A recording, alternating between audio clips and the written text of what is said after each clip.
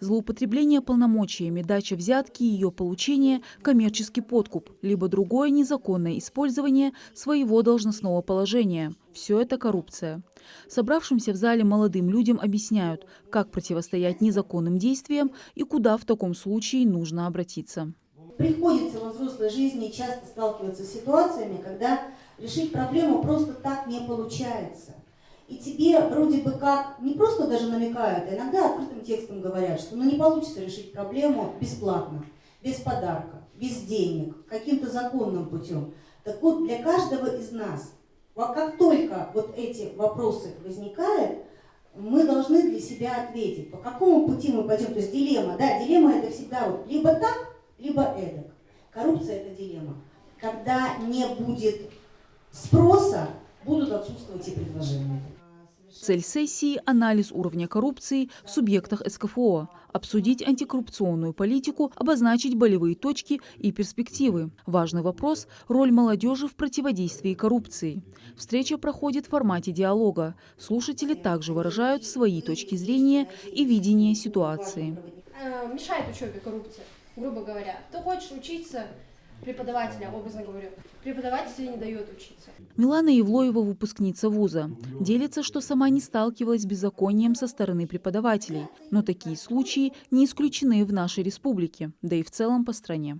Я думаю, нужно более тщательно относиться к действиям противокоррупции и более тщательно наблюдать за этим. Потому что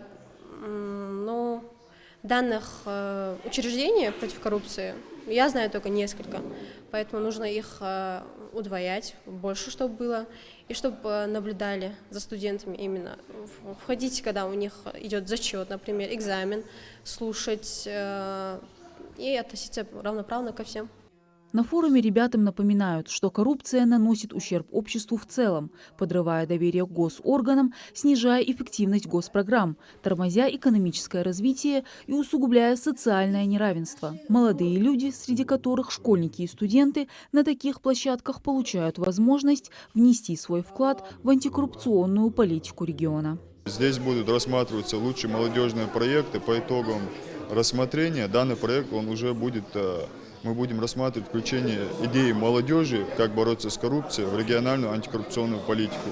Мы здесь хотим услышать именно мнение молодежи, как они видят проблему коррупции и как они видят, как нужно с этим бороться, как справиться.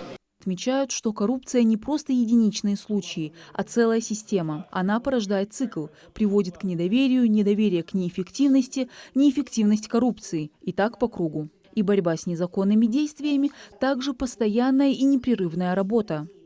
Необходимо бы образовать президиумы при этих комиссиях для оперативного решения повседневных задач. Потому что в составе региональных комиссий все представители правоохранительных органов, общественность, эксперты, и из органов власти. Но есть много очень вопросов, которые по рассмотрению разного рода заявлений, сообщений чиновников, которые необходимо рассматривать в оперативном порядке, поэтому мы предлагали унифицировать данный подход и при комиссиях образовать президиумы. Форум продлился в течение дня. Необходимо донести до молодежи, что создать общество, свободное от коррупции, можно только вместе. Мадина Цора, Мавладгирей Ахильгов, Магаз 24.